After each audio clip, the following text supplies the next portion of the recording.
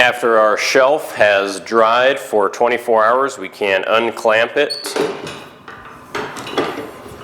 and hang up the clamps. Prior to sizing this down, we first want to look for any residual glue that we didn't get wiped off when we glued it up. We're going to take a scraper and scrape off the glue.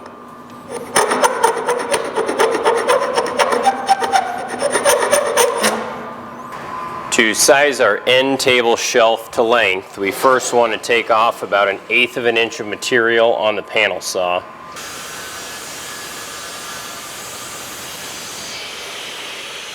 Then we need to flip it over and measure and mark our board at 18 1/8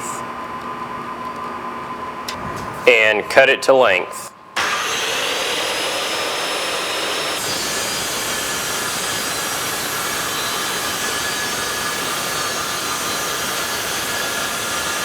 Our end table shelf is now cut to a finished length of 18 1/8 inches. To size the width of our shelf, we need to first run it through the joiner to clean up one edge. We want our finished width to be 10 1/2 inches, but I'm going to add 1/16 of an inch so that we can clean up that mill marked edge.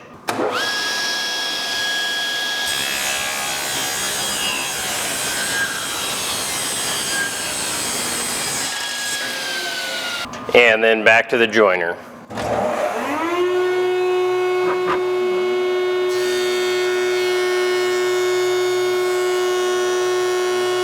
Our shelf is now sized to a finished width of 10 1/2 inches and a finished length of 18 1/8 inches.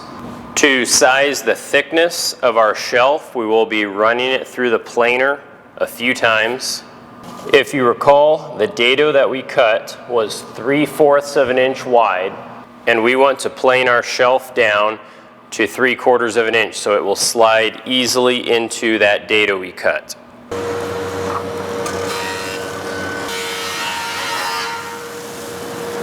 When we start getting close to our thickness measurement, we can always test fit our piece to see if it's going to fit. This one is getting really close, so I'm going to go ahead and stop right there.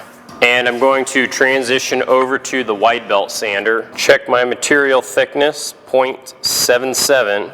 Set the machine and remove just a little bit of material on the wide belt sander. Testing my piece each time after I've sent it through the wide belt sander to see if my shelf fits within that dado.